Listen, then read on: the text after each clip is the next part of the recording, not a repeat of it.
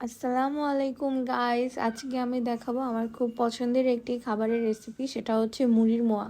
মুড়ির মোয়া বানানোর জন্য সবার প্রথম মুড়িটাকে ভালো করে হাই ফ্লেমে ভেজে নিয়েছি। আবার অতিরিক্ত ভাজতে যাবেন না, কোনো রকম ভেজে নিলেই হবে। তারপর মুড়িটাকে একটা চালনিতে নিয়ে নিয়েছি। মুড়ির যেগুলো গুঁড়ো অংশ আছে ওইগুলো যাতে ঝরে পড়ে যায়। তারপর চুলায় কড়াই বসিয়ে গুড় দিয়ে দিয়েছি। এই গুড়টা একটু লিকুইড টাইপেরই হয়, তারপরও আমি একটু পানি ইউজ করেছি, আপনারা চাইলে না ইউজ করতেও পারেন। তারপর চুলার আঁচটা মিডিয়াম রেখে এটাকে ভালোভাবে জাল দিয়ে নিয়েছি। গরম থাকা অবস্থায় খুন্তিতে একটু নিয়ে হাতে এভাবে একটা তার হচ্ছে কিনা এটা দেখবেন। এরকম যদি একটি তার হয় তাহলে এটা হয়ে গিয়েছে।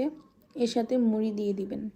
মুড়ি ঢালার সময় লক্ষ্য রাখবেন যাতে চুলার আঁচটা কমানো থাকে, আর মুড়িগুলোকে একবারে ঢেলে দিবেন না, অল্প অল্প করে ঢালবেন আর গুড়ের সাথে ভালোভাবে মিশিয়ে নেবেন। ততক্ষণ পর্যন্ত মিশাবেন যতক্ষণ না পর্যন্ত গুড়ের সাথে মুড়িটা ভালোভাবে লেগে না যায়।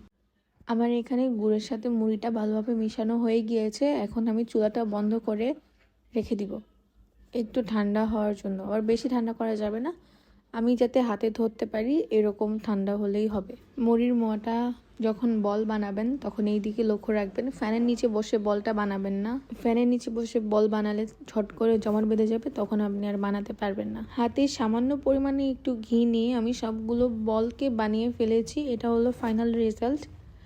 আর আজকের ভিডিও এই পর্যন্তই ছিল। আল্লাহ হাফেজ।